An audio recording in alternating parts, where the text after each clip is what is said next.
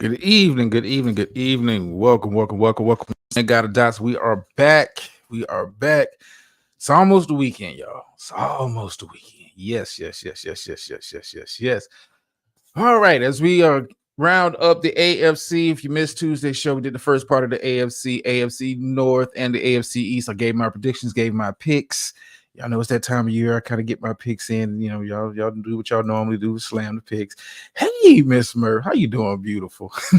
Miss Murph, if you get a chance, yeah, I would like to hear about your experience so far this summer. I would like to hear about it. Of course, over in the corporate space, never over in the other space. Speaking of the other space, yeah, you two don't set a brother down. can't do shows for 2 weeks, which is fine, which is fine. Brother brother needed a break anyway, but yeah, YouTube, I guess I'll tell you guys, a couple other people know, but yeah, YouTube sat me down for 2 weeks. So yeah, it is what it is. It is what, yeah, beautiful. I mean, damn. Yeah. Maybe a freestyle Friday if I don't have a grandbaby. Okay, cool. Yeah, because I want to hear. I want to hear about that trip. I'm curious to know how that went. But yeah. YouTube, don't set a brother down. Put me on the bench for a couple weeks. So at least until I forgot the date. 2 weeks from yesterday. So yeah. But anyway, we here in the corporate space talking about the AFC as we round up. We're gonna be talking about AFC West, AFC South. I got my takes, my predictions. Some of them, you may agree with it. Some of them you may be thinking, what the hell is Dots talking about? But hey, we are here, and let's have some fun. Mrs. Bird, listen. How I actually did a show like that same week, but anyway, let them run with it, man. Let them run with it. Can't I'm feeding a lot of people, but anyway, we're gonna start with the AFC South as we kind of get into it. We might come back. We'll back around to that towards the end of the show, but I want to kind of get into the AFC South. This is a very interesting division, considering what happened last year. Last year, the Houston Texans came out of nowhere, surprised everybody, including myself, to take the division and look like one of the best teams in the AFC last year. And could we have something like that happen this year, where a team that's not picked to win the division, doesn't have high expectations in the division, come out and win this division? Maybe so, but let's start at the top with the Houston Texans, the defending AFC South champions. Listen, I expect them to repeat their performance from last year. I expect this team to be a lot better. I think with the expectations being low as they were, it was no pressure on the team. This is a very young team. You had a rookie head coach, rookie quarterback, young players, abound, one of the youngest rosters in the NFL. And like I said, the expectations were low. I predicted this team maybe win 5 to 6 games last year. Ended up winning the division, and so this team is trending up. And that is a good thing, especially in the very competitive AFC. This team is trending up. I think CJ Stroud will be better, and that's saying quite a lot because he had a hell of a rookie year. But I think this team is going to be a lot better offensively. When you look at the weapons that they acquired this past offseason, you bring in Joe Mixon, a veteran running back, to team up with Dameon Pierce to give you a very dynamic, very two-back look over there in their offense. So I think in addition to Joe Mixon, makes this running game a lot better. The offensive line is a lot better this season coming up, because there's some of those young players that had along the offensive line gained a lot of experience last year. I expect them to play a lot better. Then we were talking about the passing game. It was already one of the better passing games last season in the NFL, with Nico Collins as your number one, Tank Dell as the clear number 2 / slot receiver. But this team goes out, and you've seen this formula in the NFL when you have a rookie quarterback, or a quarterback that is on a rookie deal. I'm just going to say it like that. A quarterback that's still on his rookie deal.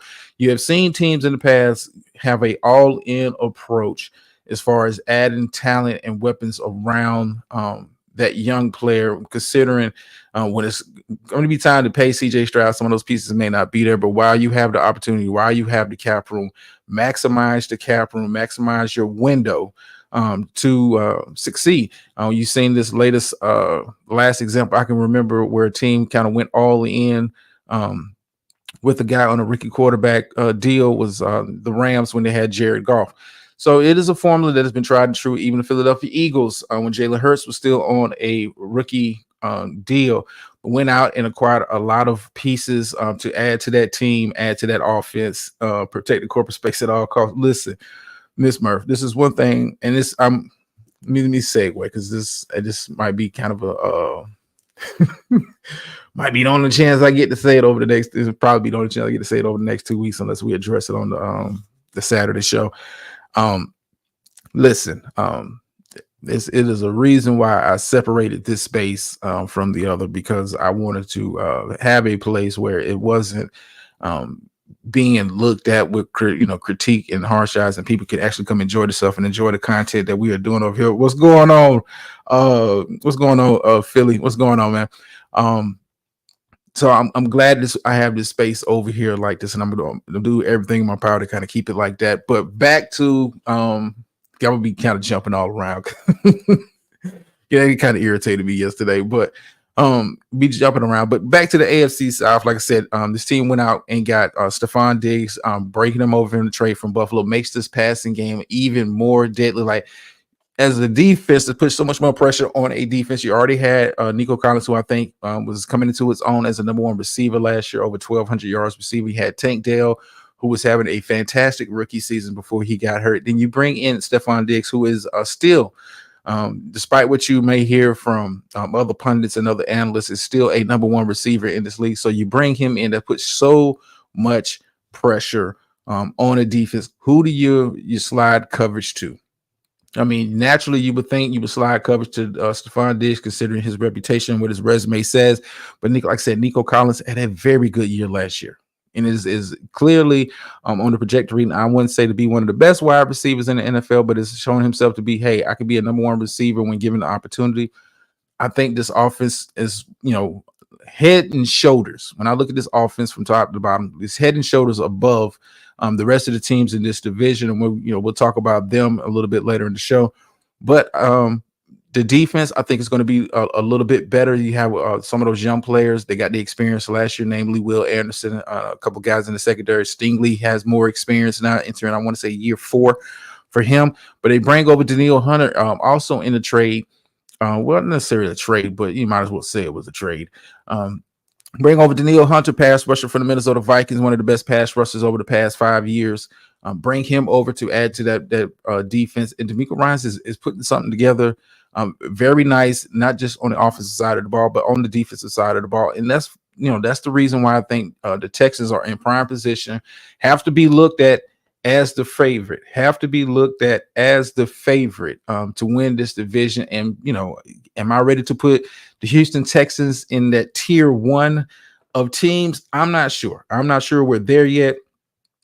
With them, maybe another season, then we can start having a conversation about them being one of the best teams in the AFC. But I do expect them to win this division. When I look at them from top to bottom, they made improvements on both sides of the ball. And for that reason, when I look at the other teams in the division, yes, they made additions. Yes, they brought in some guys, but I think the Texans have clearly separated themselves from the rest of the division. Now, when we look at the rest of the division, I think this is a division that could possibly get 2 teams in the playoffs. Obviously, the Texans being a division winner gets in, but I'm gonna be. I know Gator Girl is listening somewhere. If not live, she's gonna listen to it on the replay. But I kind of like the Jacksonville Jaguars to make a push for the playoffs. They were one of the better teams the first half of the season last year, despite kind of like, for me, the up and down performance of a Trevor Lawrence. But this is going to be a make or break year for Trevor Lawrence. You just got a big contract. You just entered the upper echelon of QB salaries. So, with the money comes expectations. This team at one point last season had was tied for the best record in the NFL. Kind of fell off a cliff. I'm going to attribute some of that to injury, some of that to some of the play calling decisions. some of the coaching decisions that were made in the back half of that season. But I think the Jacksonville Jaguars are clearly, to me, the second best team in this division. When you look at some of the moves that the Jaguars made, of course, you bring you give Trevor Lawrence the big money, rightfully deserved. You do bring in a Pro Bowl center from Buffalo, Mitch Morse. And listen, offensive linemen don't get too much love in the media, but I think bring it over him to strengthen that offensive line, give more protection to Trevor Lawrence. It allows Trevor Lawrence more time in the pocket to make plays. Yeah. Question I do have with the Jacksonville Jaguars as far as the offensive side of the ball, how do you replace some of the production that you lost with Calvin Ridley, who moved on in free agency? Now you do bring a first round pick in Brian Thomas, speedster out of LSU, who I like coming out of the draft. You bring over Gabe Davis, who's a very good number 2 in Buffalo. The last couple of seasons, you bring those guys in, and you also add another wide receiver that's just kind of like slipping under the radar because he's been more of a return specialist, but he does have a lot of speed to kind of stretch the defense. You bring in Devin Duvernay over from the Baltimore Ravens. You still have Christian Kirk in-house. You still have Evan Ingram in-house. This team still has some weapons, but I do think the pass catching group, until they're proving to be in that echelon. Calvin really had a very good year last year. Christian Kirk, for what they're paying him at the time, the market was number 1 wide receiver money, and he ain't earned it, in my opinion. Like I said, I like Brian Thomas coming out of college, LSU. Will Trevor Lawrence be able to take advantage of that? Now, another question I do have: the run game, will it be complementary? You still have ETN back there, who's yet to live up to the hype and the promise that he had coming out of Clemson the last couple seasons ago. So this team is, possibly in position. Give me a second. Let me come back over here. Good old StreamYard. Good old StreamYard.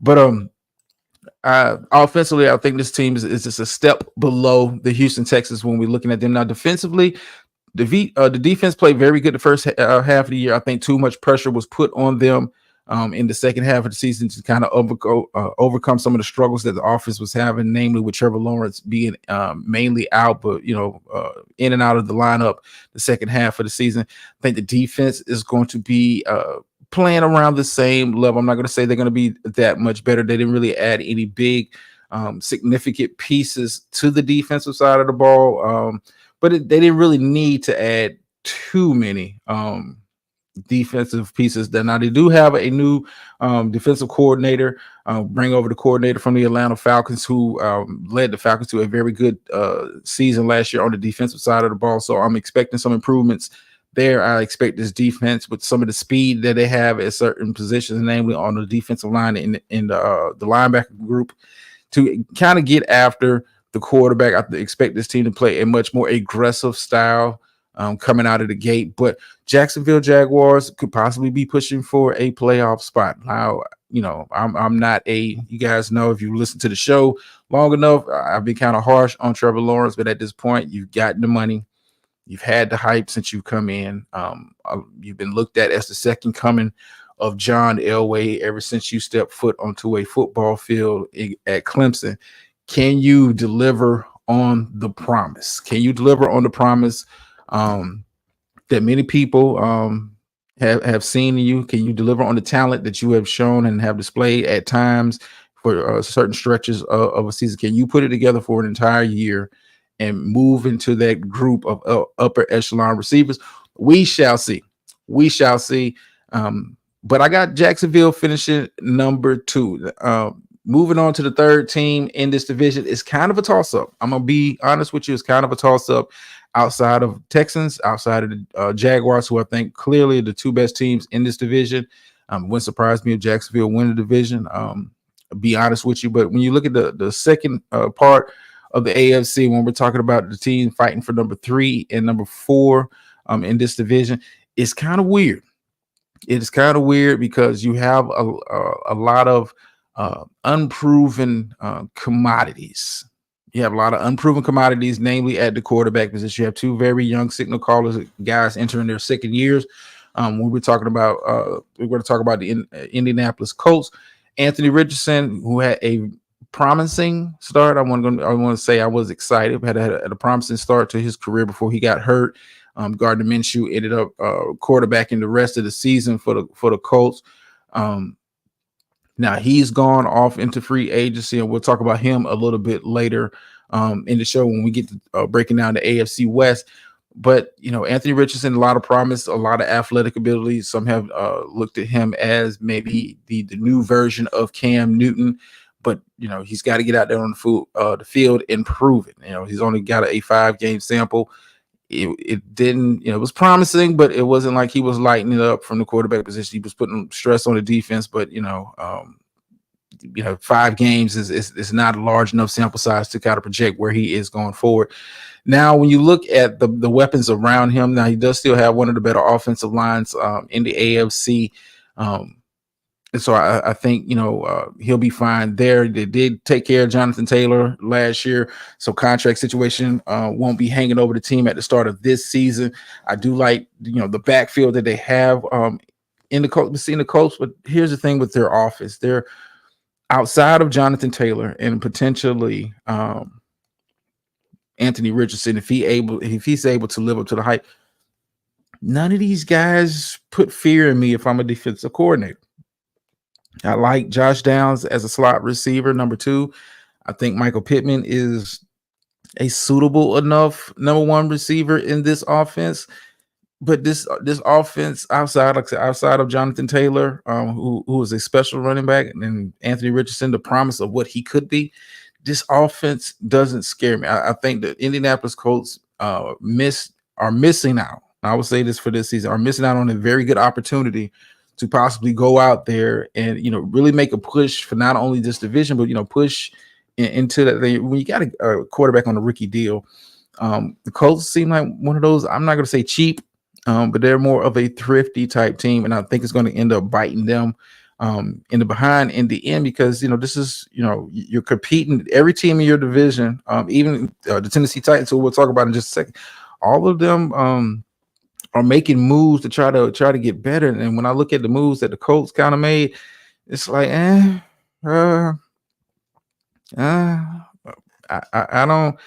don't see it. I don't see the moves being made to really take this team into that next level where we're talking about the Colts being one of those definitive playoff teams. I'm just not seeing it, and that's the reason why I got them finishing third in this division. I just don't see it. Defensively, they're okay. It's more of a bend, don't break type of defense. It's kind of been a defensive philosophy in Indianapolis for a long time.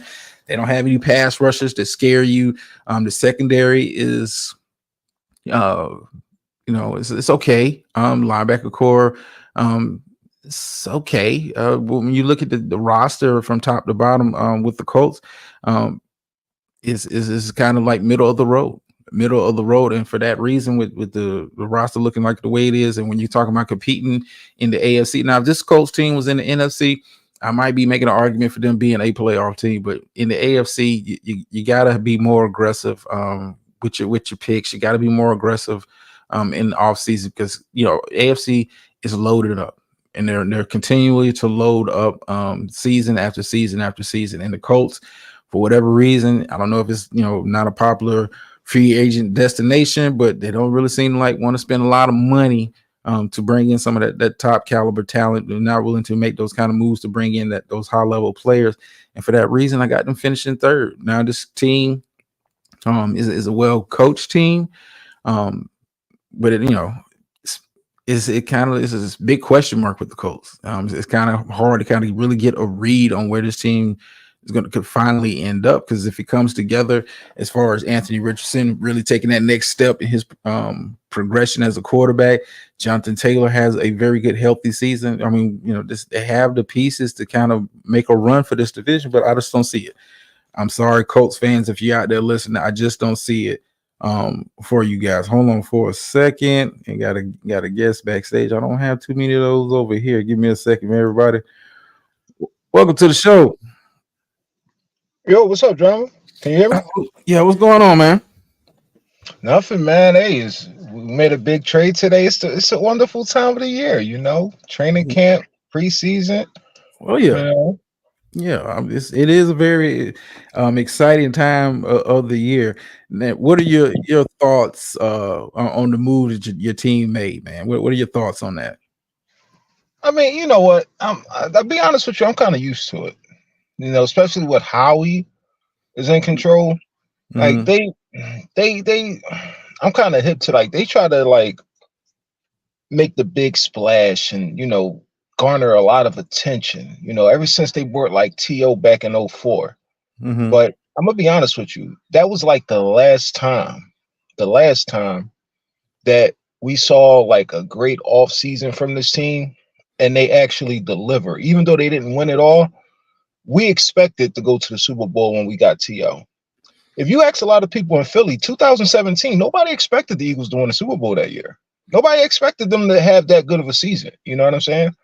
Yeah, I would Um, agree with that. I would agree with that. you know, we got teased one year when we put together the quote unquote dream team, Uh huh. and that team was just a complete disappointment. I don't know what happened, and it's. But I think that's all over the NFL nowadays. You never know.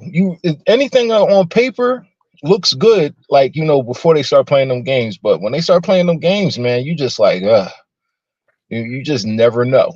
We started off 10-0 last year and got knocked out in the first round, bro. Trust me, I know. Trust me, I know, and I I enjoyed every bit of it. The team just looked lost, and we're talking about the Philadelphia Eagles here for those who don't know what we're talking about. And the move he's talking about, Eagles have traded and bringing in another receiver, bringing in Jahan Dotson over from the Washington Commanders. I don't understand why you made the move. I mean, it's cool. He'll be a good number three receiver in this team, be able to stretch the field. But I think you guys should have spent some of that capital on defense. Be honest with Yeah, I mean, you exactly. You know what I'm saying? Like again, Howie likes to make headlines. He likes to make headlines, and ever since he lost his job to Chip Kelly, but then he regained it. you. That's Hmm. been like his whole thing. Like make headlines, make headlines. The one year that he really didn't make headlines was the one year that he won a Super Bowl, though. It's ironic, you know what I'm Yeah. saying? Because like I said, we started off good that year, and we said, we got a shot to go deep in the playoffs, but nobody expected us to win that Super Bowl. Not even here in Philly, because I think that was Wentz like what second or third year, Yeah, and he you got know. hurt. I want to say he got hurt that year. Yeah, he got hurt that year, but Yeah. that was like his second or third year in the league, and we didn't have Super Bowl, champion expectations. And I mean, like I said, how he's really been doing this a lot lately, like making all these big moves on the off season, during the draft, like right before the draft, and it's just like I got to see results now. So I'm really not going to get too hyped about it. I mean, it's Mhm. always good to see some shit like that go on, and to see your team, make a big splash. But you know, we kind of past that now. Well, I Well, think I am. Howie's kind of falling. I hate to bring up Howie and Jerry, but I think he's kind of falling into that. We're trying to grab the headlines type stuff. I think some of the moves, and I like some of the pieces that the Eagles have. I think they're going to be in the conversation for best team in the NFC, and we'll get into that next week. But Mhm. I think you should have spent way more time and attention on the defensive side of the ball because offensively, I think you can kind of get that back. You have too much talent to have have a repeat of what you had last year. But Mhm. defensively, how bad the secondary played, how bad the linebacker group was, and Mhm. some of the moves that they had made on the defensive line. I think you should have spent more time and attention there. Like Devontae Smith getting a new deal, questionable. AJ Brown getting more money, questionable. Bringing over DeHaan Dotson, questionable. Um, it kind of leaves me wondering like what kind of team is Philly really trying to put out there on the field? What is their identity? Is more what I'm kind of getting at. Like with the top teams in the league, they have an established identity, and Philly, I told you guys last year, a lot of those wins they had, it was fluff. You wasn't really paying attention to what was really going on, and they kind of fell off the cliff. But I had been predicting it, like the entire time they was winning. Like, hey, they won, but I see issues out there. It was a lot of miscommunication with the play calling, switching the coordinator. I mean, I think coaching kind of did them in, along with some of the talent issues that on the defensive side of the ball did them in last year. We'll see if they can kind of put it together. I know they spent some draft capital on some guys, bring some guys in, but they're rookies. They're rookies. Jordan Davis was expected to, take over and be the second coming of Fletcher Cox. It hasn't materialized yet. Yeah. So I think how we should have spent some of that capital. If you're going to be trading picks and all of that kind of stuff, man, defense is where you got to do it at. Well, here's the thing, right? Again, I've been watching NFL for like all my life. Mm-hmm. I know you win championships like through the draft. You know what I'm saying? Speaking of defensive tackles, right? And I know it's preseason, but have you seen that dude up in New York?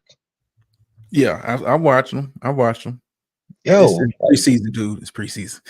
I know, but bro, you gotta admit that's impressive. The what he's doing is impressive, even though it's preseason. It's real impressive. And he was unrestricted. He was an unrestricted free agent. Wasn't even drafted. Yeah. Those are the kind of dudes that you really like. Whoa, like that's. Yeah, when we talk about defensive players, I like guys. If I'm going to be, drafting and building a team on D, I like guys with a high motor, that don't take. I mean, when I say high motor, like guys that don't take plays off. Yeah, I hate those terms. Like when I watch the draft and I hear like Mel Kiper say, "Oh, he has a high motor," or he's nasty. I'll be like, "That's it."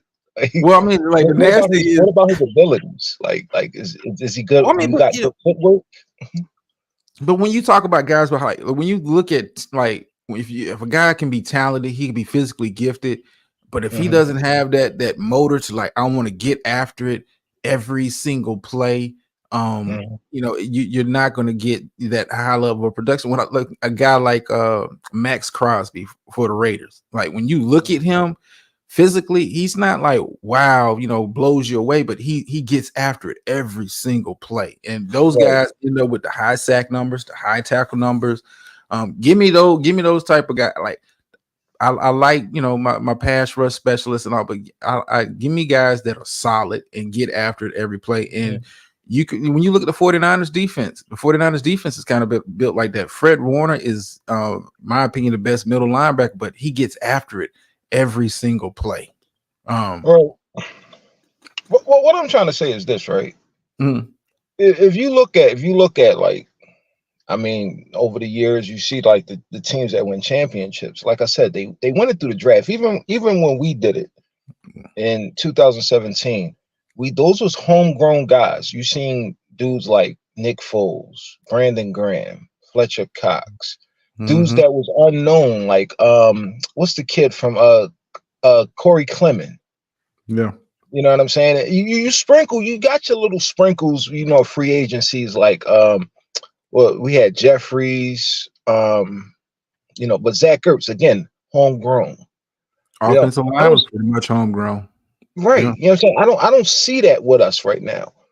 On offense, Jalen Hurts, Devontae Smith, and Dallas Goedert. But the offensive line, I mean, older, got some new pieces. we lost Kelsey. Yeah.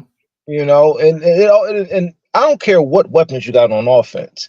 If that offensive line is suspect, bro, you're not going to get anything off anyway. Yeah.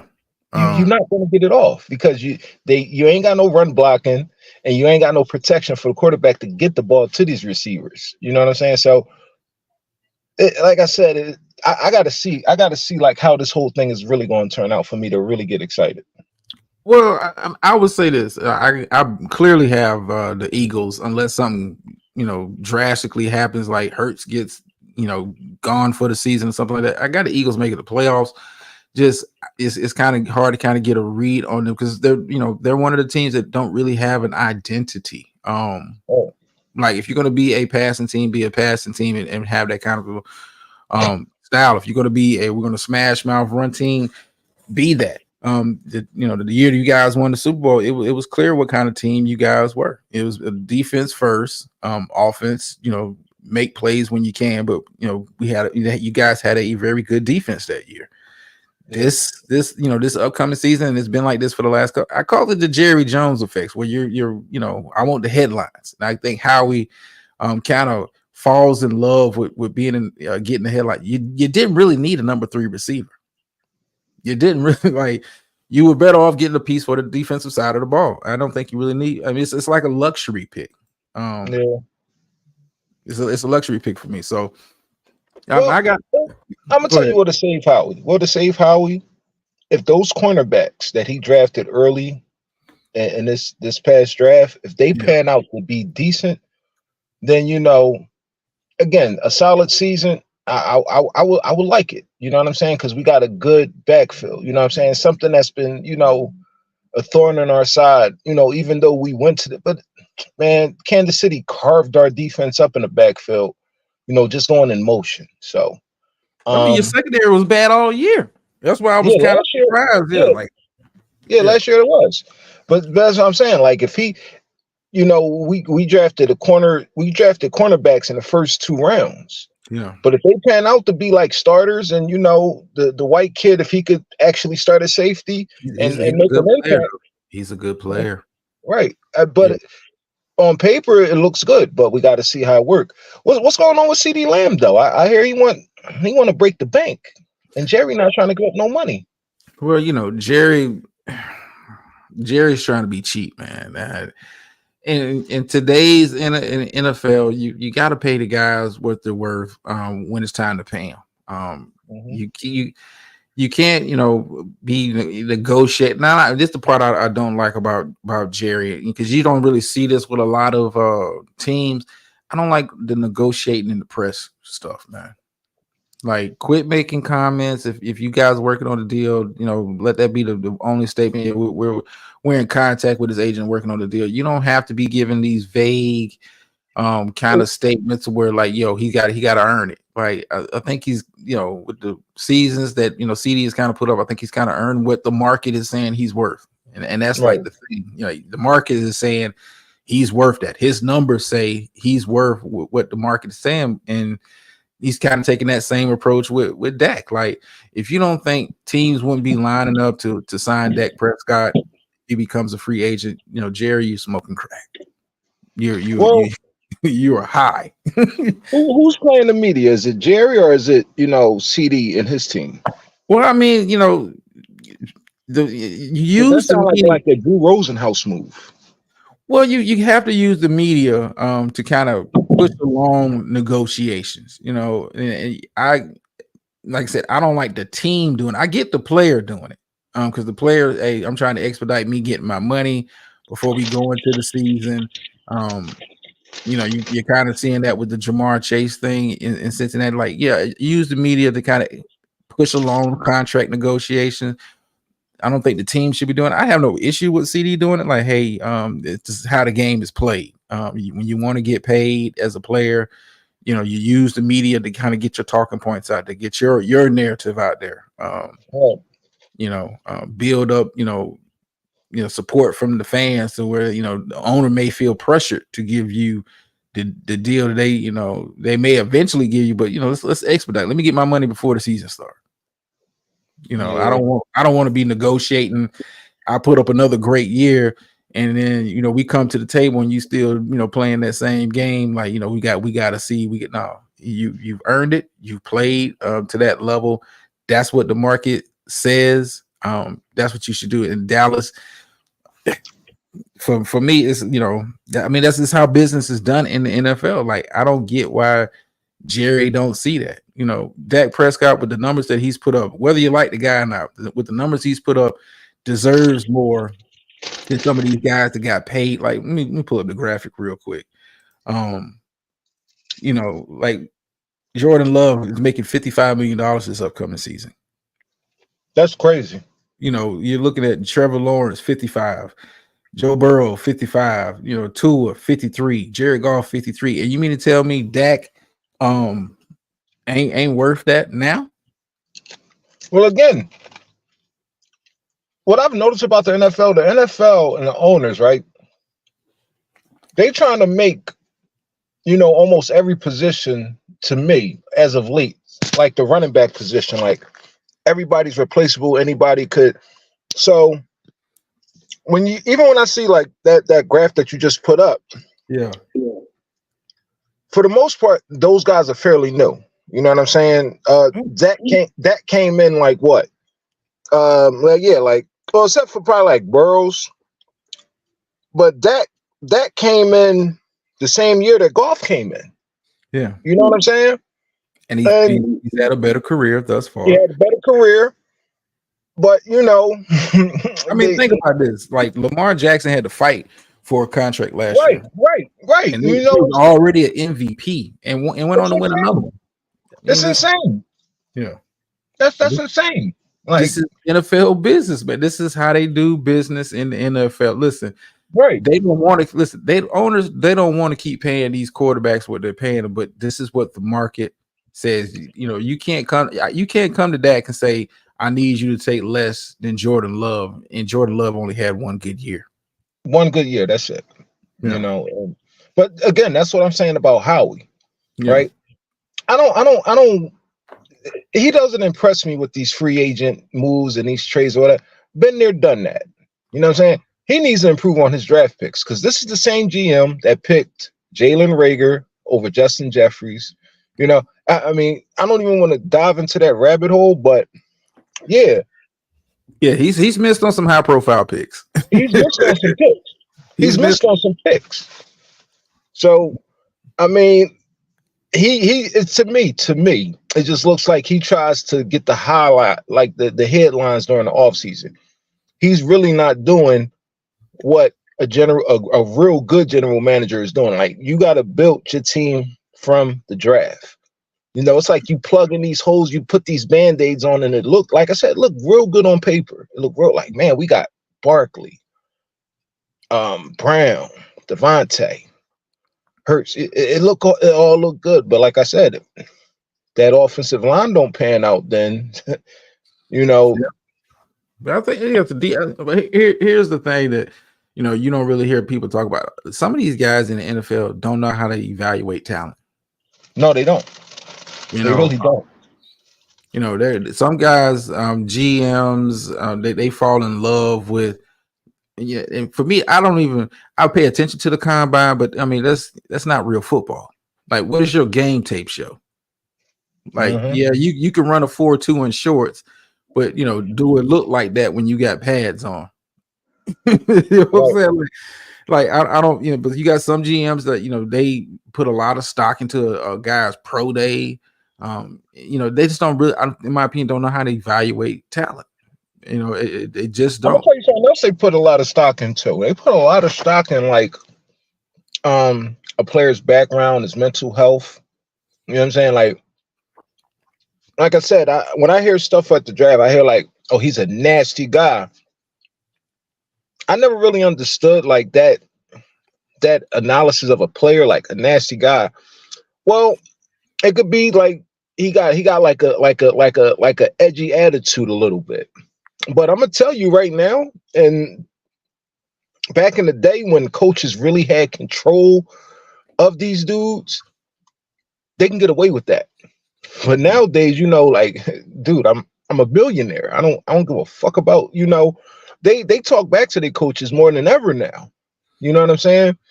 And it doesn't go over well to the public, because I remember last year the whole Russell Wilson, Sean Payton situation. Yeah, we seen coaches yell at the quarterbacks or yell at players all the time. But for whatever reason, last year it was a big deal, and I said, "Wow, like this been going on since the beginning of football." Well, I mean, times have changed, and I think coaches have been the slowest to adjust to that. A guy getting chewed out on the sidelines, that's normal stuff. That happens every game. You miss an assignment, you get chewed out, but when you got the cameras really focusing in, and you got the talking heads, like think about it. About 10 years ago, that kind of stuff would have been just like whatever. A cliff note doing the commentary, keep it moving. Now it's on the news cycle. It's on the social media. So I mean, it's just different. I think coaches, have to adjust to. You can't. I mean, you really can't talk to these guys like you used to. Because at the end of the day, they're grown. I mean, they're grown men. I'm here to play. I love the game, but at the end of the day, I'm a grown man, and you're not gonna be cussing me out and have me looking crazy all on social media. See, I think social media plays a part of that too. You're not gonna have me looking crazy on social media, like, damn, coaches just chewing him out. He was calling them all. You can read his lips, and he was calling them all kind of bitches and nah. Players ain't play. I mean, players, they're concerned about their image, and last thing you want to be for a coach to be chewing you out. Hell, you don't even want a teammate chewing you out on the sidelines because it looks bad in the media.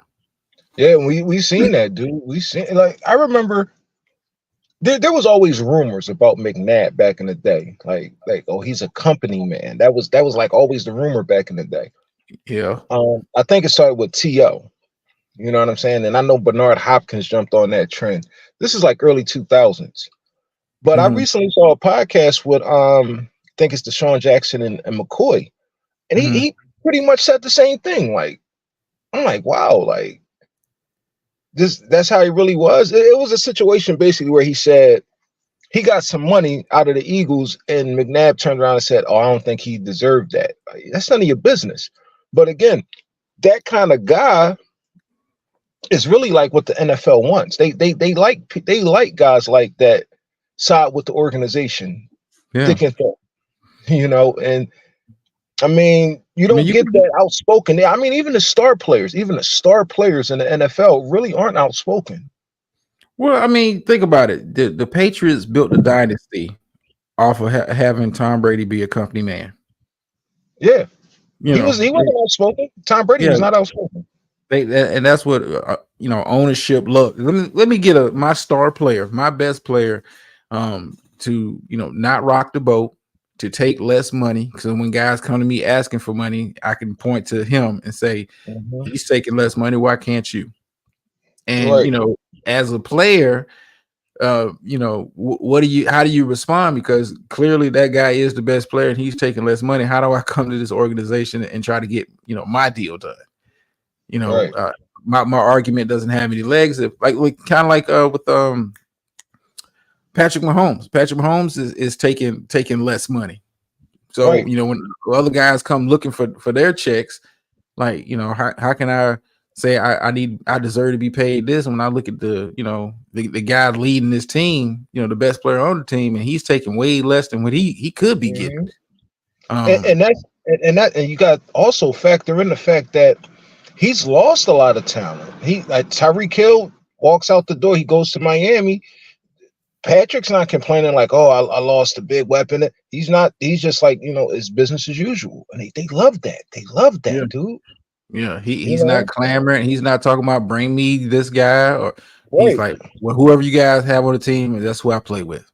And I mean, but that's like winning any job. The company wants a company guy, a person that doesn't rock the boat, shows up and does the work that they're paid to do at the salary that you feel like you want to pay them. They're not coming in there. I need a raise. I need this. Like, no, let me get a company full of them guys. Life is stress free. If I'm the owner. Yeah, they don't want it to be the NBA. Them NBA dudes, they ain't playing that shit. Here's the thing. It'll never be like the NBA. And for the reason I say this is no fully guaranteed contracts in the NFL. I think if you had guys that was getting these 4-year deals and all the money was guaranteed for regardless of position, if you might have that. Because think about it. The NFL is the only league, really that we can franchise tag you.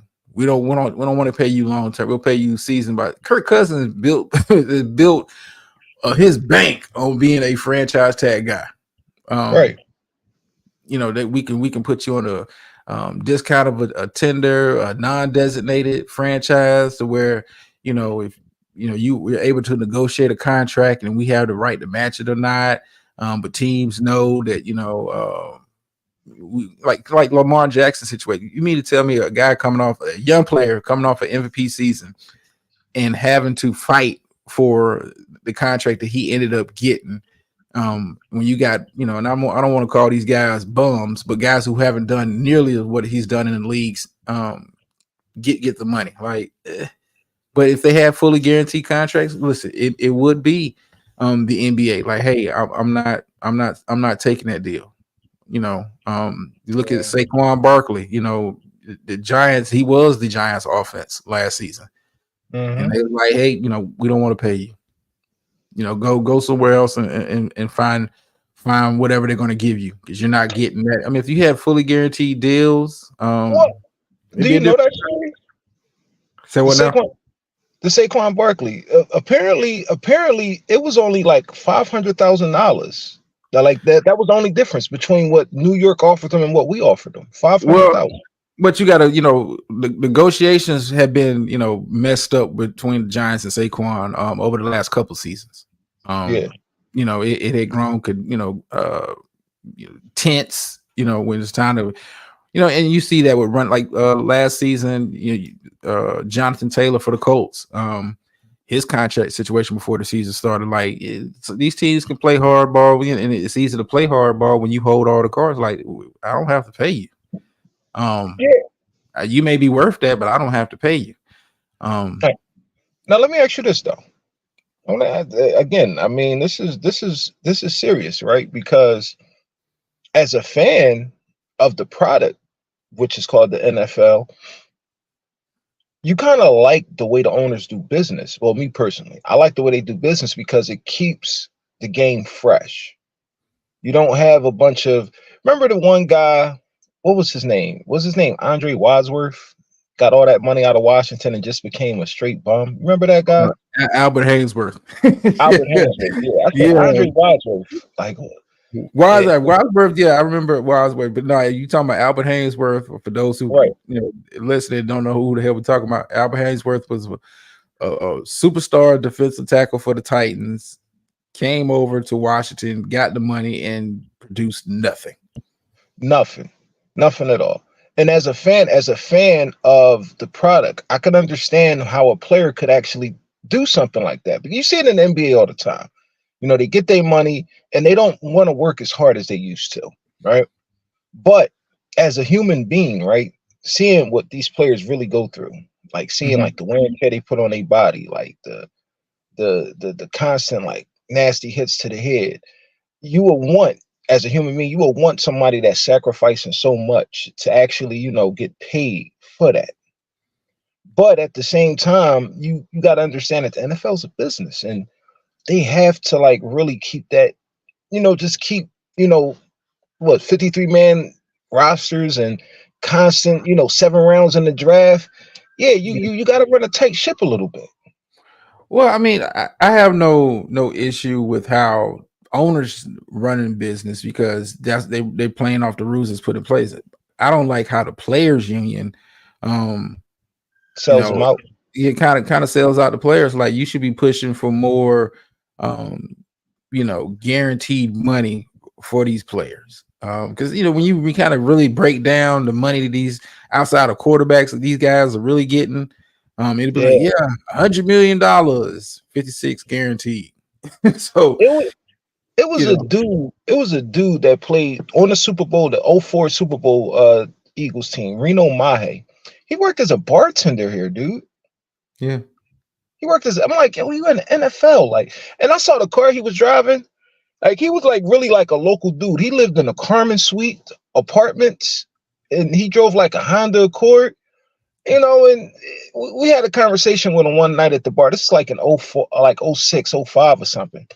And he's like, man, dude, maybe, lower 6 figures. You know what I'm saying? Because I'm thinking like, yo, it's like 750,000, the league minimum and all that shit. But yeah, they spend a lot of money on like agents and And of Yep. course, your family think you're rich as hell, Yeah. so everybody's hitting you up. And you're like, bro, like by the time I actually get to touch what's mine, it's really not a lot. Yeah. You And I'm talk about like, taxes involved, depending on what state you're in. yeah. If you're a player that's serious about your career, you're talking about, having a personal trainer, having a dietitian. Like it's Mhm. it's a lot of And it's a lot of extra stuff and to not come only with. that, you got to keep up with the Joneses. Like yeah, I mean, you shouldn't be a follower. You shouldn't be a follower, but you like I said, he's pulling up in a Honda Accord, and you see McNabb pulling up in a big body like Rolls Royce Benz. He's like, whoa, like I mean, but hey, man, T.O.'s Morristown, New Jersey home. Mhm.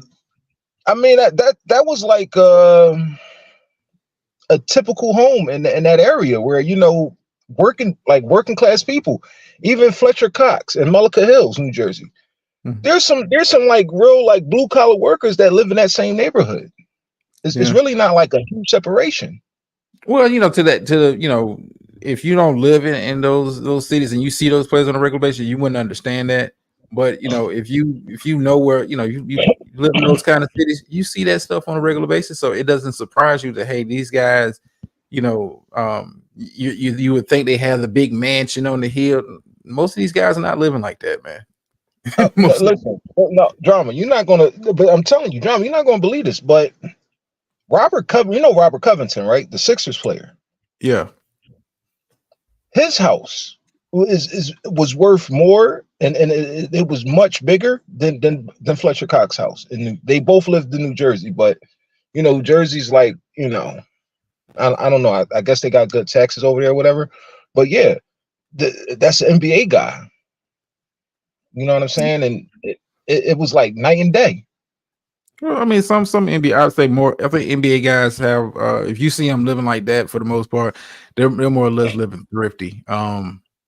Because they know what they're getting. No. Robert Covington was not living thrifty. That's what I'm telling you. Well, I mean, but they don't have they can splurge, but if they choose not to, it's cool because you understand it. NFL players are most of the league. They're we're talking low, 750,000 is league minimum. I think Yeah, it's gone up a couple of years, but once you kind of factor in taxes, agent, and all that other stuff, yeah. like they're living well, but not what you would think. A guy that you see on TV, 17, 18 games a year, like you would think they're balling, but a lot of these guys, that outside of like maybe the starters, the other half of the team, the other 30 some players out of the 53, a lot of these guys are not banking like that. Yeah, I mean, again, just like a regular person, I think it's unfortunate because I think NFL players they do a lot of sacrificing.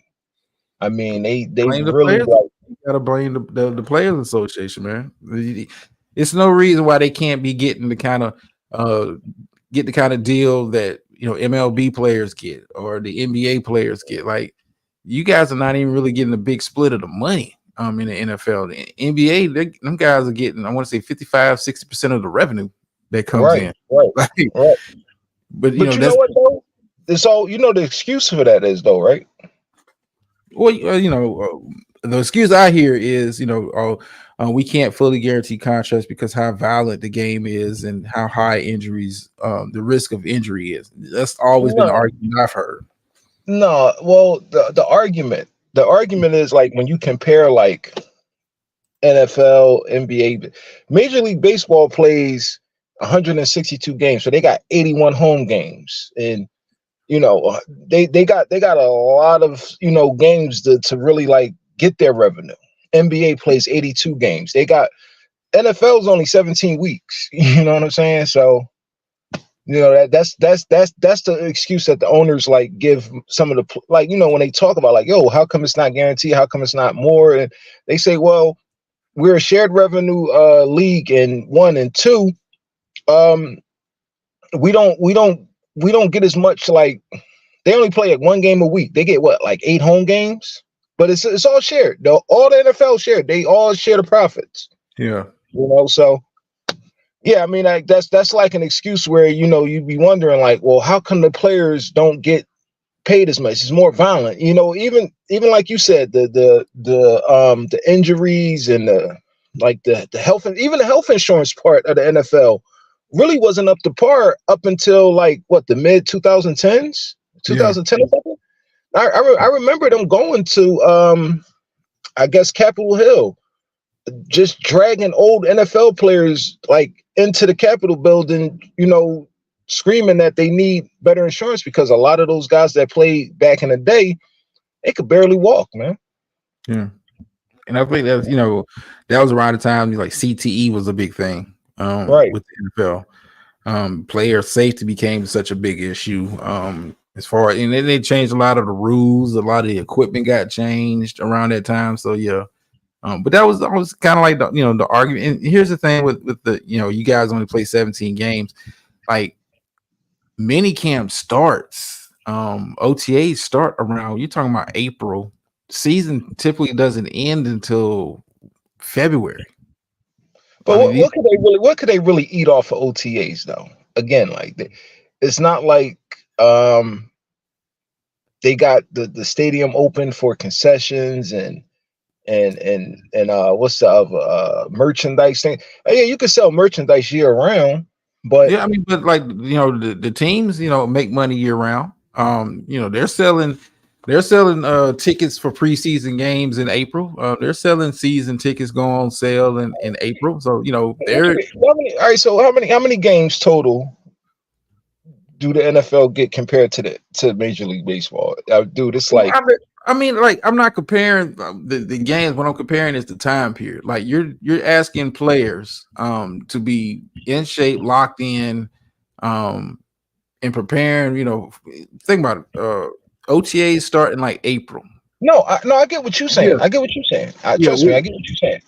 But yeah, I'm just saying, as far as like what the owners, they how they look at it. They say, well, they don't get as much of an opportunity to make profit off of the product as much as the other leagues do. Because listen, the Budweiser sponsorships and that doesn't stop when the season ends. Like they're still making money. Jersey sales are still happening. You're still making money when when the season is over. You're still making money from the TV deals that you're getting. You're still making money. Right. Every other league is. League is. But it's not. It's just not as much as like the NBA. The NBA year round, they got jersey sales year round. They got TV deals. Yeah, but the players are getting a big part of that revenue. So they're not going to. If I'm getting 60% of what you bring in year round, whether I'm playing or not, if I'm getting 60%, I'm not going to complain. Like NFL players are getting shafted, man. No, I agree with you. With you. But I'm just saying like how they try to like spin it. I mean, it's valid points on both sides, but me and you both know that the NFL owners are getting over it, like because they don't share like 60%, 50% revenue with their players. They don't do that. They should. But once again, we keep coming back to it. The players union. If I'm players union, I would want to get rid of the franchise tag. I would want to get rid of anything that restricts player movement. Like that, I would want a larger portion of these players' contracts to be guaranteed. That's something that the union has to fight. But if you ain't fighting for it, and you're gonna keep it, the status quo, it kind of is what it is. Like, because NFL owners can at any point they can say we can get together, the 32 owners, and say, okay, with the quarterback position, ain't nobody making over $55 million. I don't give a damn who it is. Right. And no, drama, low key, they doing that already. Yeah. They did that with the running backs. They say, you know what, we're not going to pay running backs no more. Yeah, they're phasing the running back priority out of the game. And teams. Here's the craziest part about it. And fans that are not peeping the game. Teams that go deep into the playoffs and win Super Bowls have a semblance of a running game. But the owners will use the media to make you think that running back is not an important position. For a team. Listen, you can't win in the NFL without having a competent. It don't have to be dominant, but you got to have a competent enough running game to where it opens up the field for your passing game, which is your priority to really do its thing. Like, you don't have a running game, you ain't winning in this league. No, you're not. You're not at all. And you would think, right? Because the NFL has really like got away from it's turned into like a finesse league. I mean, I remember those days when you would play smash mouth football, force the defense to put 8 in the box and then go over top. I remember those days. It's not like that anymore. It's really not. Well, a lot of teams don't subscribe to that. Like, when you look at teams that still kind of play a similar style to that, I'm talking about like Baltimore, San Fran a little bit. Yeah, San Fran plays a smash mouth type. If you look at Kansas City last year, you get so caught up in Patrick Mahomes and the passing and all of that. They had a very good smash mouth style type team. It wasn't like we smoking everybody by 30. Like, they was winning a lot of close games, running game, a very physical defense. Like, you can still win with that smash mouth style, but you gotta add some of the elements of today's. You got to take advantage of the rules somehow. But to me, I still think that's a winning formula. I truly believe that smash mouth is really a win. It's always been like that with the NFL. Give your defense time to recover. Don't no 3 and outs and just a minute off the clock. Like, no, you really gotta. I think that's with a stout defense. That's always been a legit I agree. That is a formula that has been proven time and time. The teams that go deep into the playoffs have elements of a smash mouth style about them, and that's just in the trenches. Yep, all that. Very good offensive line, defensive line play. Like, smash mouth did go away. This is not as glorified as it used to be. When you look at Baltimore, that is a smash mouth offense that they're running. That kind of RPO option type. Like, we're going to run the ball. We're going to run the ball. We'll sprinkle in some passes, but we're going to run the ball. And we're going to play physical defense. Like, you can win in this league like that. You can still win in this league like that. And you got to have some elements of the smash mouth in your style. If you want to make it, teams, when they get too much like finesse, when you don't have to. I'm looking at my Cowboys, like, Well, what changed that, right? That whole Peyton Manning, lighting up the score. But who did Peyton Manning lose to? I think was it Seattle playing smash. Seattle played a real smash mouth game against them. But I understand why, because you could look up and be down 14-0. And that makes you have to abandon the run game, and you playing catch up. So but Peyton Manning used to come in there and just start lighting up the scoreboard. Sometimes he'll even like thinking like really like put these long drives together, but it's so efficient. But he had a run game. And people they gloss over that when you talk about Peyton Manning. He had a Hall of Fame running back behind him. Right.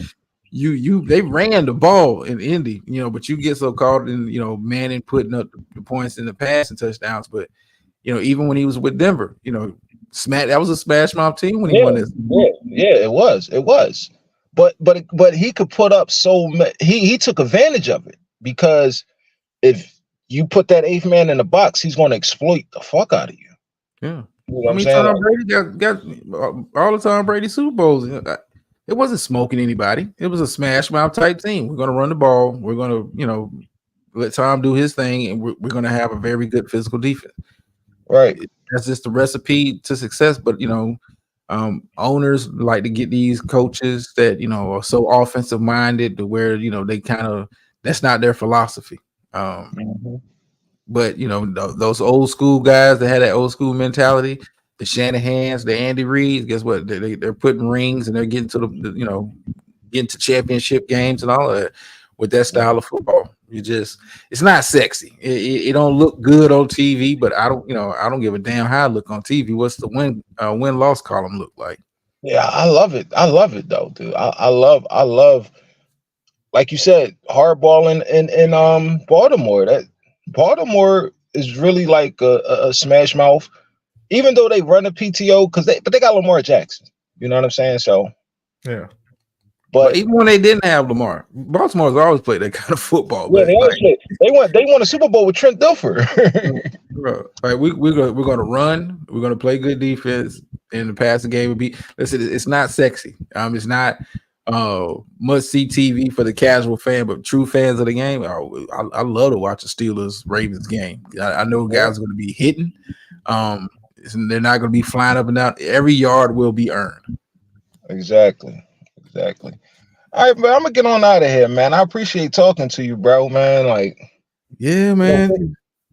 I'm not really a baseball guy until the World Series, and the Phillies got to be in it. But yeah, man, football season, basketball, college football. You already know, man. It's gonna be a good winter.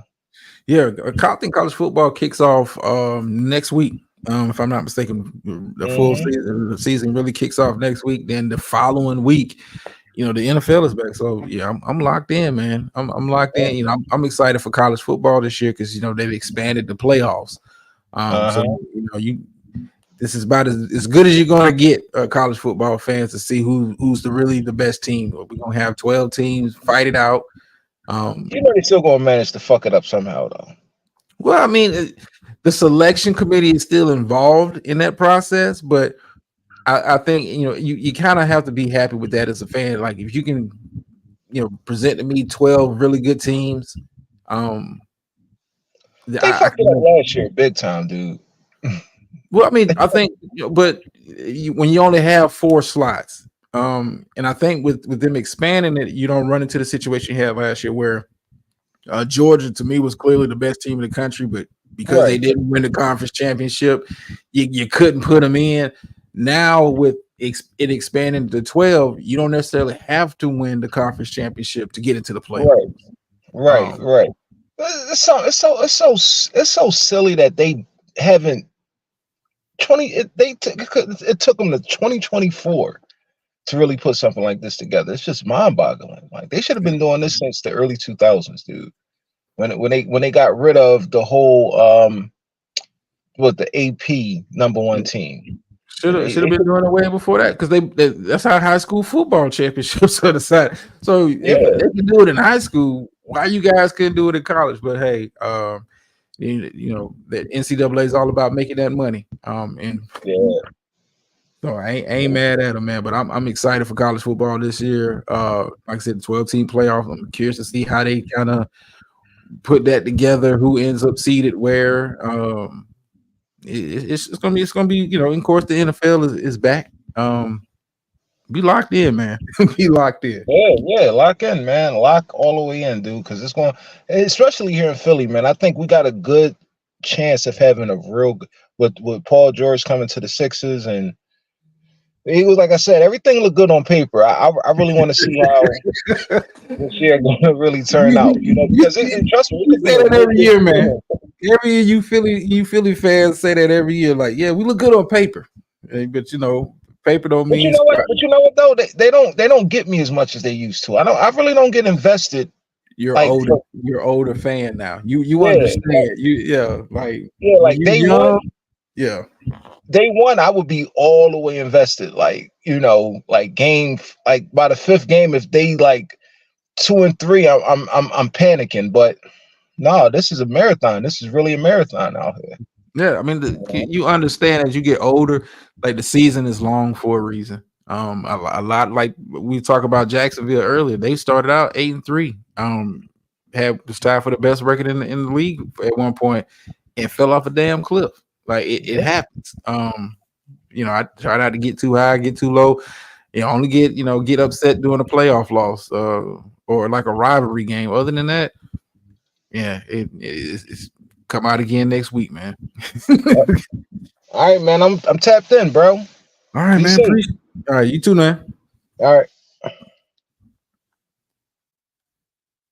All right, appreciate the good brother Ghost coming up, man. Always good to chop it up with him. Sports fans. I enjoy those conversations.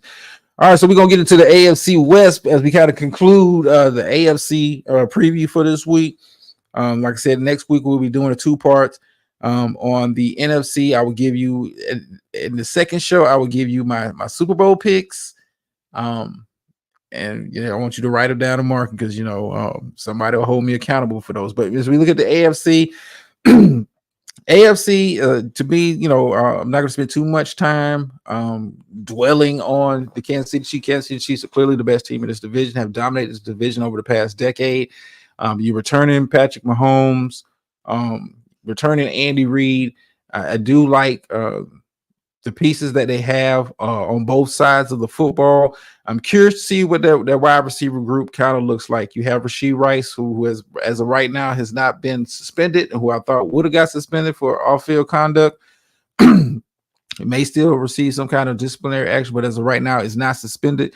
I'm curious to see what that wide receiver group looks like. I like Xavier Worthy as a speedster. And I think that's a guy that Patrick Mahomes can definitely take advantage of. But I think offensively, Kansas City will be good. Defensively, I think the team kind of takes a slight step back. I mean, just a slight step.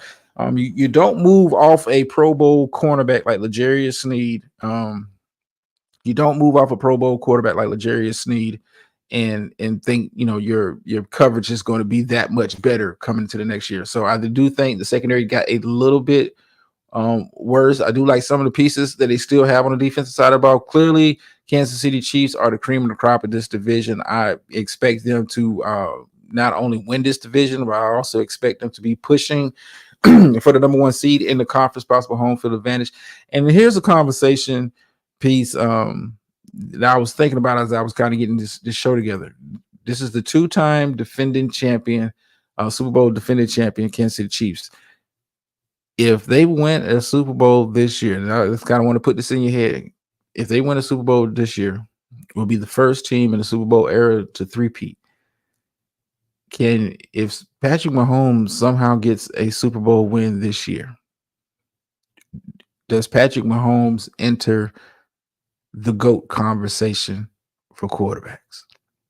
To do something that nobody else has done in the league, the closest we've seen this done is Dallas Cowboys back in the 90s, those glorious 90s where we won 3 out of 4 years. For a guy to win 3 straight Super Bowls, 3 straight, will it be time to put Patrick Mahomes in the GOAT conversation? That is a question I'll leave to you guys to kind of ponder as we lead the show.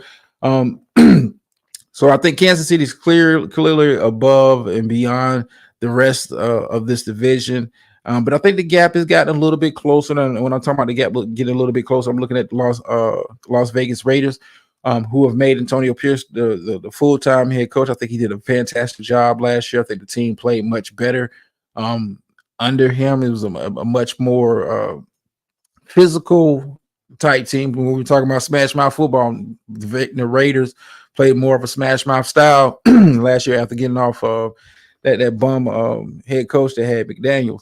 So I'm expecting good things from the Raiders this year. Questions I do have about the Raiders coming into this upcoming season. They did choose Gardner Minshew to be the starting quarterback. The explanation they gave was they hope to get out to a much faster start. Now you did have Aiden O'Connell, who I think it was he had a pretty good year last year for them, but to choose Gardner Minshew, who's proven he can start in this league. He's not an upper echelon quarterback in the least bit, but he did a great job in the spots he's always been in as far as starting. He's not a long-term starter. I think this team will be looking to draft a guy in the next year's draft, but Gardner Minshew, I think, is a suitable enough guy. I think offensively, they got some pieces. You bring in, you bring back a healthy Devontae Adams, gives you a number 1 receiver, still one of the best wide receivers in the NFL. Some of the other pieces that they have, I like the offensive line. I think the offensive line got a little bit better. So I got the Raiders not only at second place in the division, but I can make an argument that the Raiders could be pushing, one of those borderline playoff teams. Like I said, I like the team's direction. I like the team's attitude. No, they won't repeat Gator Girl out of the blue. But Gator Girl, think about it though. Think about it. If Patrick Mahomes wins 3 straight, I was thinking like something that no team has done in the Super Bowl era. 3 straight. Is it time to start having him put into that GOAT conversation? I mean, that's to do something that no other team has done. I'm just saying. I'm just saying. I give my Super Bowl picks next week. Appreciate you joining the show. Let me kind of continue as we kind of get up out of here. Third place in this division, the Chargers, who bring in a new head coach, bring over Jim Harbaugh, fresh off of winning in Michigan. I think, with the changes that they made to this team, as far as like some of the salary caps, like they stripped down the offense for Justin Herbert, who, they just recently gave a big contract to. You move off the number 1 receiver, you move off the number 2 receiver, you move off the starting running back. What do you really have as far as weapons out there with the Chargers now? Justin Herbert is very talented quarterback, very talented, very capable quarterback. He has stretches to where he's doing his thing, and he looks like he's ready to crack the upper echelon of the AFC quarterbacks. And the upper echelon, when we're talking about top 10 quarterbacks, he's definitely getting paid like one. I will say that. But the Chargers, is it something about, when you strip down your offense like that, and defensively, you still have some pieces on the defensive side of the ball. But I mean, when you're depending on older players, guys who have had health issues, I'm namely looking at Khalil Mack, looking at Joey Bosa, looking at Derwin James, guys who have had injury issues throughout their career. It's hard for me to think that this team is going to be pushing for a playoff spot. Like if they had some of the same pieces that they had on the offensive side of the ball for this upcoming season, I think Jim Harbaugh can definitely take advantage of that. I think this team, with the new coaching regime, maybe need a year or two to kind of really install the philosophy, get the personnel that they want to take this team to the next level. We shall see. I don't think it happens this year. I think they finished third, flirting with 500 for the majority of the season. I mean, this is a team that, even when they had the talent last year, let a lot of games slip away. I'm not going to really put that all on the players. That has something to do with the coaching staff who ended up getting replaced. But Jim Harbaugh has had success at all of his stops. Had success at Stanford, had success at San Francisco, had success at Michigan. I believe he'll have success with the Chargers, but I think it's we're about a year or two off of them really challenging the Kansas City Chiefs. Give me a sip of water.